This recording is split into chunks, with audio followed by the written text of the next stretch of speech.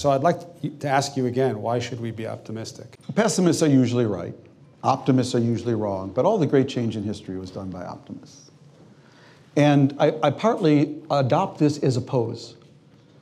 Because somebody has to. Somebody has to show that there actually is a better way. So there's a subtext to this book, which Dov knows, which is, so I covered the Middle East for 30 years. And I woke up, I don't know, about 6, 7 years ago, and I looked around and I realized everything I had supported failed. Oslo, Camp David, Arab Spring, democracy in Iraq, democracy in the Arab world. If this were baseball, I was actually batting 0-0-0.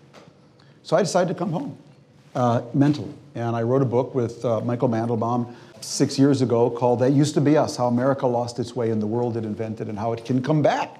Because I wanted to chart what I call nation building at home.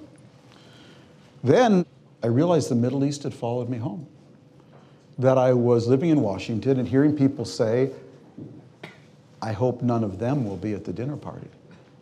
Or, I hope my kids don't marry one of them. And the them they were talking about was not someone of a different race or religion, bad enough. It was someone of a different party.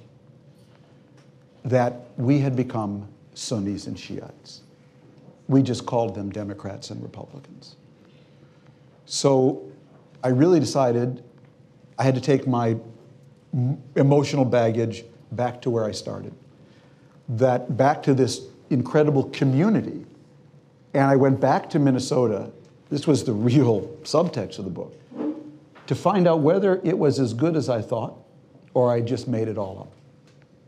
And I concluded it was as amazing as I thought. And I thought if I could chart that and then share it with others, maybe we could begin to turn the tide.